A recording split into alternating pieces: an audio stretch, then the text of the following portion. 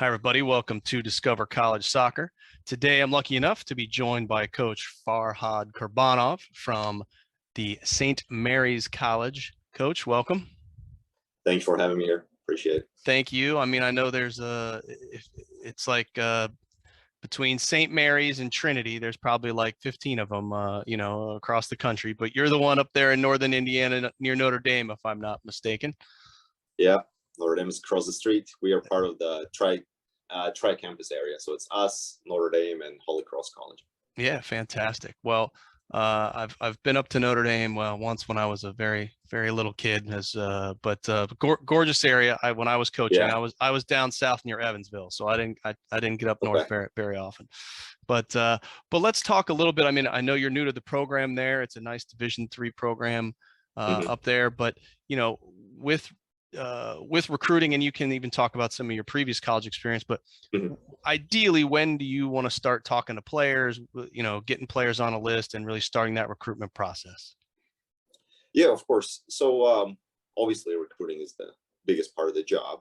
And from my past, like junior college wise, when I was a junior college, it was a last minute thing every year. It's there's a lot of different factors compared to when you recruit in a 4-year school. Here we also were last minute recruiting here because I started the job end of March, beginning of April. That's when we had our spring season, and I was also like finalizing what the previous coach was recruiting. So I was talking to those recruits and get to know them. Obviously, I don't know none of them, so that was an experience as well. And so far, we bringing 11 freshmen this year, incoming freshmen. So it was once again it's a last minute thing, which I'm not planning to do from now on, obviously. So we can have our own events that we want to go, our own coaches that we want to talk, and all as many as we can, right? All under the one tent. But recruiting wise, I usually preferably start talking when they're in their end of sophomore year, junior year. So that would be a good time. But I also got some emails from 2025s, and obviously I'm not going to ignore them, or we will still be in touch. We'll still in data, and I'd like to know how her career is going, and just to be in touch. And I even had 2026, so I was like, I don't know what you want me to do with that. But okay, let's see you in camps and all things like that. But I would say end of the sophomore year, beginning of junior year, and obviously there's some seniors here and there, but that's ideal time for us to start recruiting and start getting to know each other, and like kind of feel each other, saying if you were a good fit for you, if you're a good fit for us, and making sure we check in all the boxes in that regard. Sure. Well, if a player, whether it's a 24, 25, or a 26, reaches out, what do you like to see in that first communication from a recruit? Well, funny enough, first of all, put what year you graduated. That's I had a couple videos, a couple emails saying like I am from this high school, from that club, and all nice. Well, I don't know what year. Are you a junior college transfer, or are you a sophomore, freshman, senior, or whatever? So I would say be very detailed in your email, saying like this is me, that's my high school, that's the year I'm graduating, this is my GPA, which is pretty important especially for D3 schools, because we are very academically driven school. And just be more detailed about here's your schedule as well, and the highlights play a massive role as well. So and not just a highlight, because some of them feeling pressure putting a perfect highlight from which is nice, but if you have full game, send a full game. Like little things like that goes a long way. And obviously the email, all right, how you put the email. I had a lot of emails in past, a lot of experiences with emails where they talking to me like I'm their buddy. Next is like, hey, yo, coach. I was like, no, we don't talk like that. It's the first time me listening from you, or make sure to do a quick research about the school. I was talking to the story in last camp that I was. The recruit emailing me saying like, hey, my brother went to your school and he really enjoyed it. We're all female schools. So like, I don't think it's that's Yeah. true. Or my name is in different font and color, and the rest of the email just generic, which is Yeah. fine. Like, I know I'm not the first or last coach you're emailing, and vice versa, right? And you're not the first player I'm talking to, but at the same time, you want to have a little research about where you're going, or where you sounded like you want to spend the next 4 years of your life there. And so I would say the little appropriate email in that regard goes a long way and catches my attention. Yeah, absolutely. Well, when it comes to, you let's say you get a few players that reach out, and I'm sure you're on the tournament trail, watching games and things. So what are some of those tournaments that you specifically like to make sure you go to each year, and places you like to see players? We have a Grand Park, which is in Westfield, Indiana. Yep. It's massive. I don't know if you've been there before or not. It's a massive facility. Yeah, I've heard lots about it. It didn't exist when I was recruiting in Indiana, Well, but they're relatively new, because yeah. when I played 2010, 2014, so I don't think it was there when I was playing here. But again, it's amazing facility to recruit. We have the state tournaments there every year. We have the memorial tournaments there. We have a whole bunch of little tournaments, but they have big clubs down south, which is Indy Premiers and Junior Irishes, and Juniors here. All the indie teams from there, and they throw pretty big showcases. So I'll make sure to go to those tournaments. Obviously, starting this year, we'll start going to the high school games here, because we have a lot of quality high school teams here in the area as well, in Granger and Mishawaka and South Bend and Fort Wayne areas, and so on and so forth. And obviously, Michigan is not that far. We're about 5 minutes away from Michigan. It's like Niles, Michigan is right in the corner. And we'll try to go there. But yeah, those are tournaments mostly I would go. But again, it's in this time and age, like, internet helps a lot. Yeah. Obviously, I go to see girls from California who want to come here. So highlights and full games and little things like that. That's what we're doing right now, especially for our team, because we have a lot of out-of-state girls, and just this year we bring girls from Texas and from California and from East Coast and so on and so forth. So emails go a long way. Going back to our first question. Yeah. So what about camps? How do those fit in? Do you guys do your own? Do you or your staff work other camps? Is that going to become a bigger piece of your puzzle? I came pretty last minute, as I said, in April. So by that time, the camp should be already out there and advertised and registration. Unfortunately, it was not a case in this place for right now, because every year they had a camp, but this year we didn't have a camp. Next year, we're planning to have one in the summer. It's we haven't finalized on dates and on other details yet, but it will be one. Myself, I try to do a lot of camps with different schools where can work with the high school kids, with the clubs, and so on and so forth. To it's a little bit of self-exposure as well, but in the school of telling them about St. Mary's. So earlier I was at Anderson University camp, which is great camp and great campus and everything. I had a great time, get to know other coaches, obviously, and promote your school and your program there as well. And there was a lot of quality high schools there as well. But from camps, do Notre Dame camp, which is across the street, Holy Cross College, which usually throws quality camps for ID camps and youth camps. So we'll see for next year. We have some plans, but as I said, it's not fully confirmed yet. But we're planning for one for next year for sure. Okay. How much, you mentioned film, obviously being important, especially with out-of-state players that maybe you don't get to see. Are you talking to club coaches a lot, and how much does their impact or your network of coaches really help impact your recruiting? Yeah, putting the information of your club coach and high school coach, that plays a pretty significant role. I would say more towards end of the conversation with the player, because I want to talk to the high school coach to see how she did throughout the whole time, because I only seen what she's doing on the field, and I want to see what's going on off the field, and her attitude, what type of student she is she coachable, little things like that.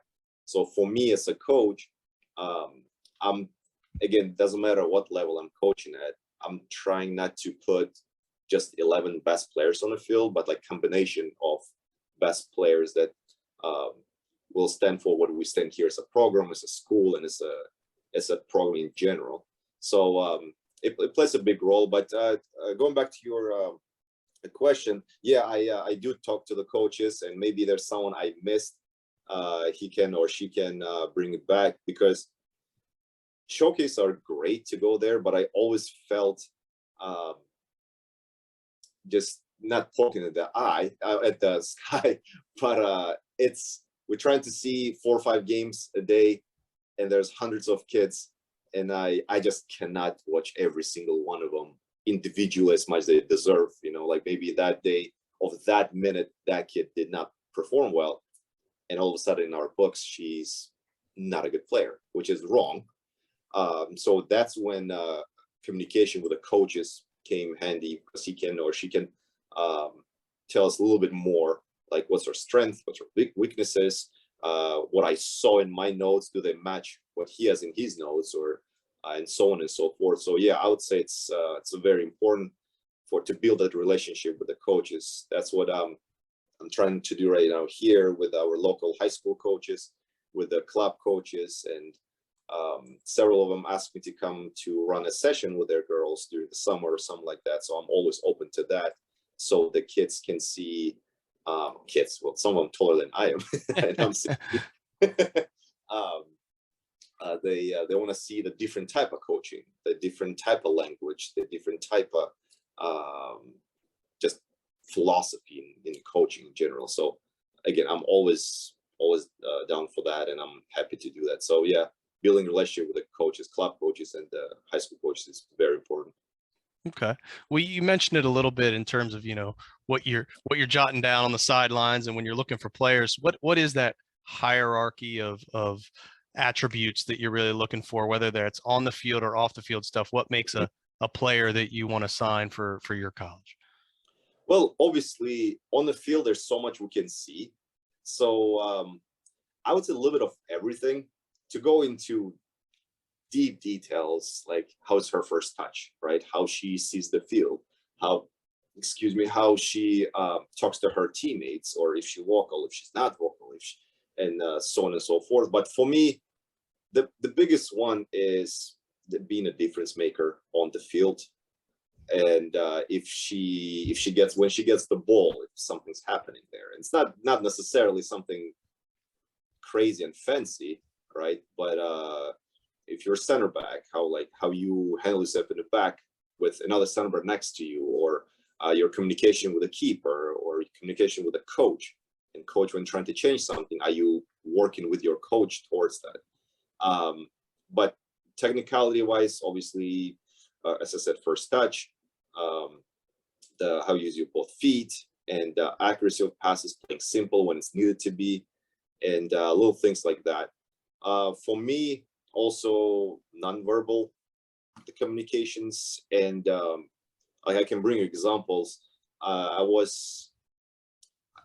don't remember which college was it, but I was watching a junior college game when I was recruiting for our school, and the kid was fantastic. I don't remember where he was from, but it was fantastic. Great, athletic, mobility was on point. His first touch was everything. I was assistant coach, because I was calling our coach that, hey, get the scholarship ready, right? We have a player for you.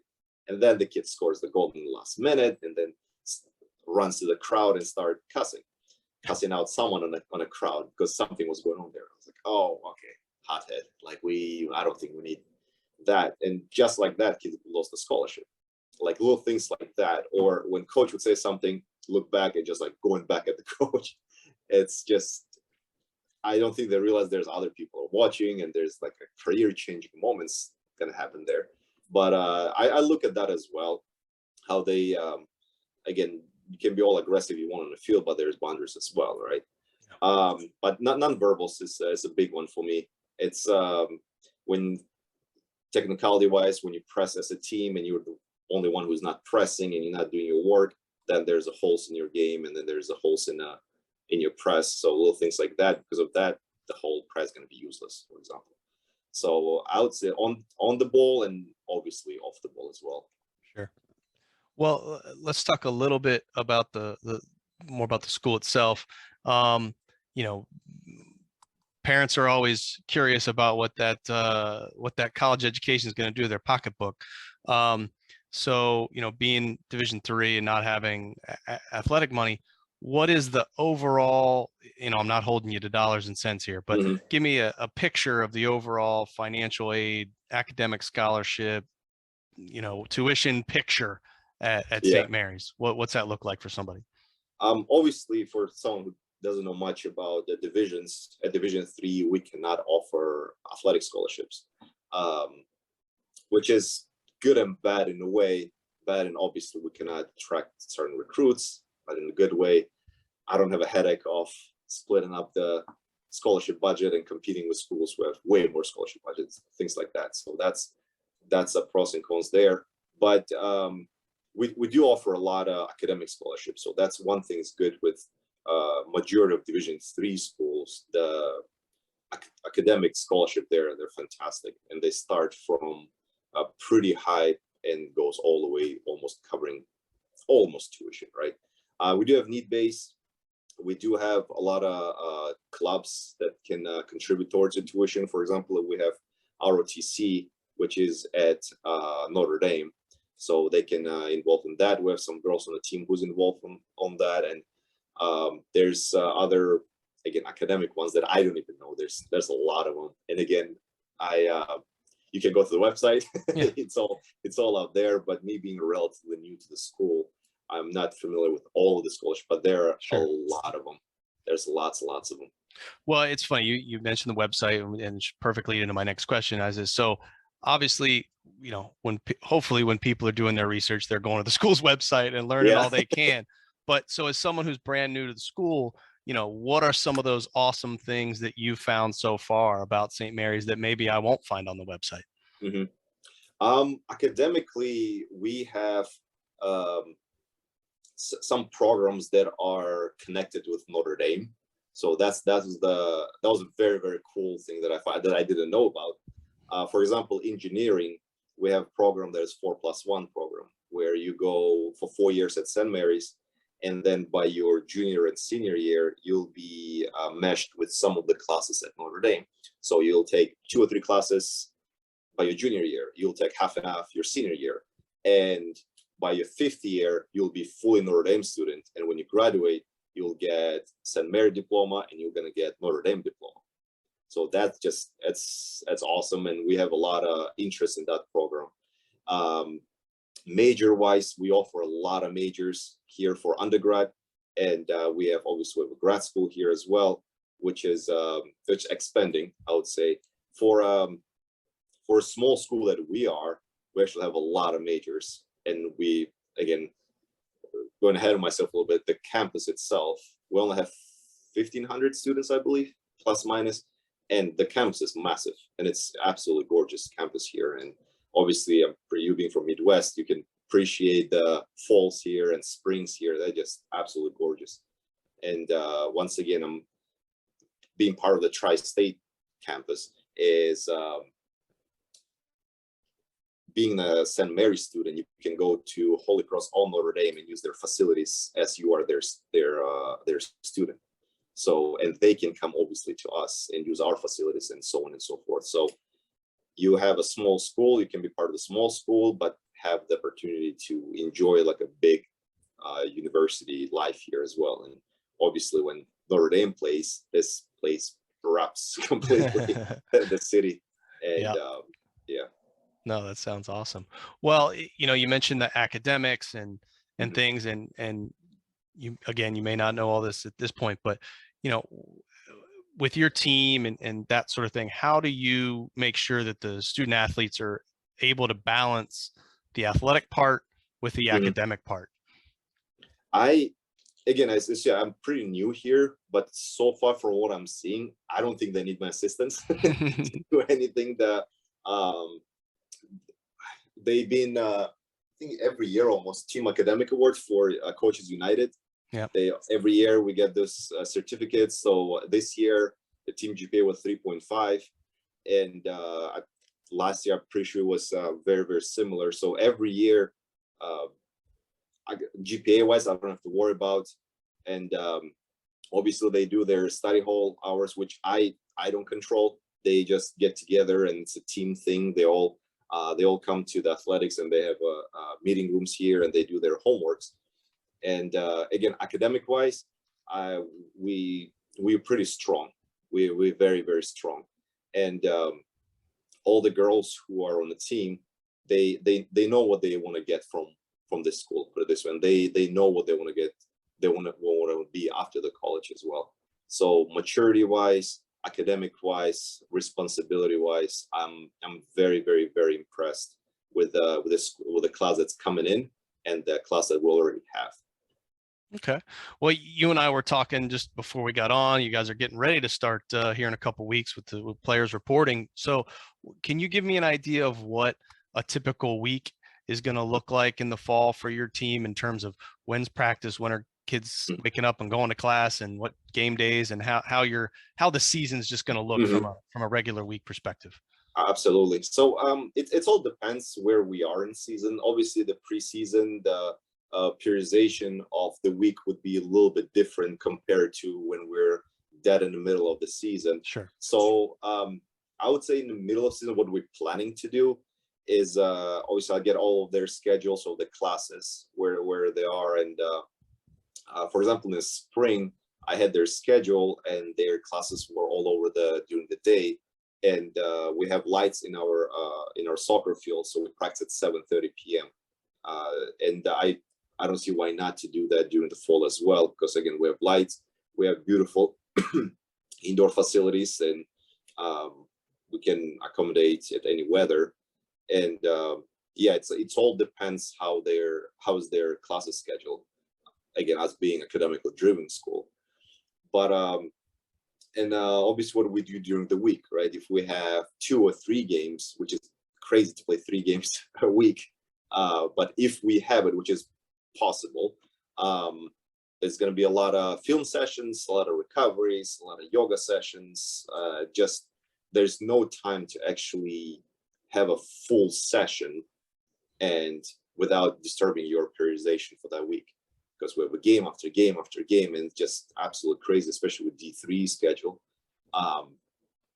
But yeah, so that's what we're planning to do for right now. A lot of film session, a lot of recovery, yoga sessions, and just a lot of X and O's as well. Okay.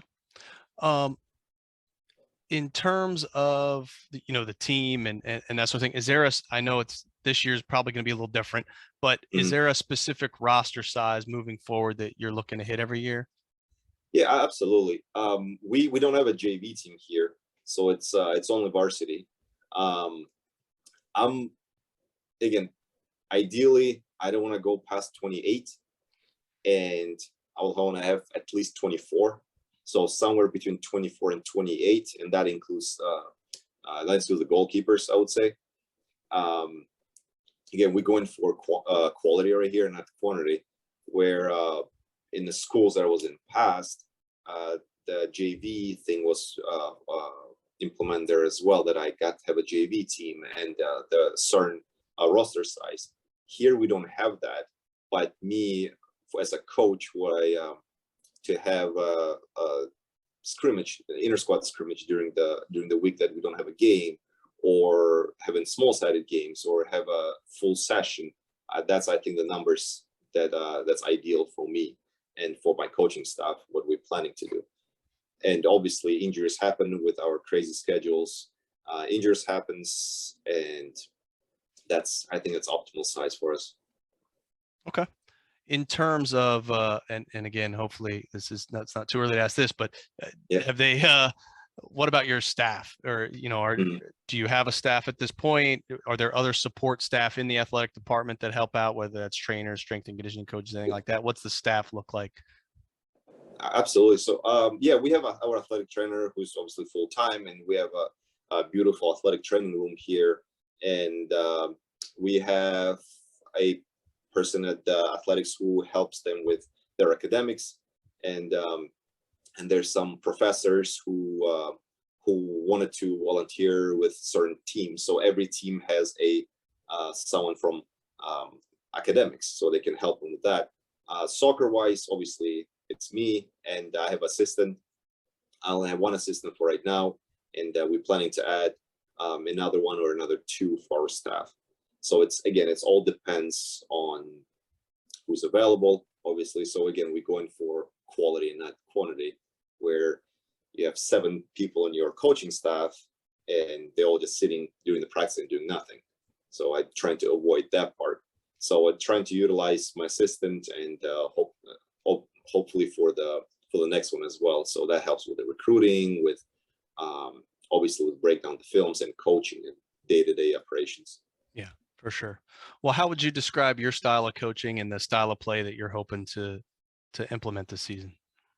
I would say very, very physical, very, very physical demanding. So every time we implement to our players that endurance and fitness and strength and conditioning and all that is a very, very, very important, and a lot of teamwork, I would say, and very organized in both defensive and offensive. And but I would say just physicality plays a big role. It's not just physicality from the way you got to be certain height and certain like physical attributes and all that stuff. It's just the mentality of it. That's when we, for example, again, when we press together, or you know what you're doing when you're pressing, and you don't want to be that hole in or gap in the lines or waves of pressing that that we're trying to do, and then it's all become useless.